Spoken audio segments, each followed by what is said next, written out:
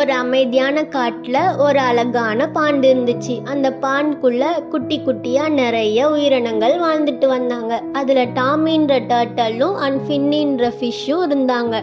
இந்த ரெண்டு best friend பத்தி தான் இப்போ பார்க்க போறோம். இவங்க ரெண்டு பேரோட ஃப்ரெண்ட்ஷிப் பார்த்து பொறாமப்படாத ஆளே இல்லை. எப்பவும் ஒன்னா தான் இருப்பாங்க, எல்லாமே ஷேர் பண்ணிப்பாங்க. இப்படி இருக்கையில ஒரு நாள் ஃபின்னி ஃபுட் தேடி போகிறப்போ ஒரு மேன் பாண்டில் நிறைய வகை வகையான புழுக்களை போட்டார். நிறைய புழுக்கள் பார்த்த ஃபின்னிக்கு உடனே மைண்ட் சேஞ்ச் ஆக ஆரம்பிச்சுது. இதை சீக்ரெட்டாக வச்சு நம்ம மட்டுமே எல்லாத்தையும் சாப்பிடணும்னு முடிவு பண்ணிடுச்சு.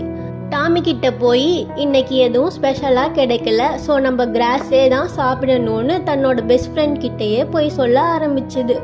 டாமி ஃபின்னி சொன்னதை நம்பி கிராஸை சாப்பிட்டுச்சு. இப்படியே கொஞ்ச நாள் போக ஃபின்னி டாமியை டெய்லியும் ஏமாற்றி கிராஸ் சாப்பிட